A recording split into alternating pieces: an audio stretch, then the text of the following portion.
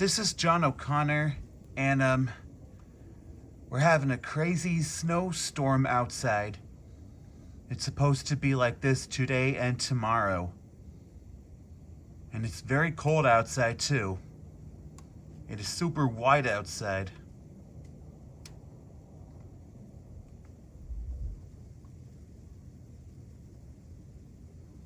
As for this reason,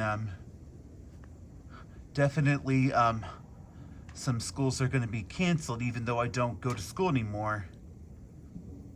But also, my workplace is going to be, canceled as well, I'm sure. My workplace at Yonkers.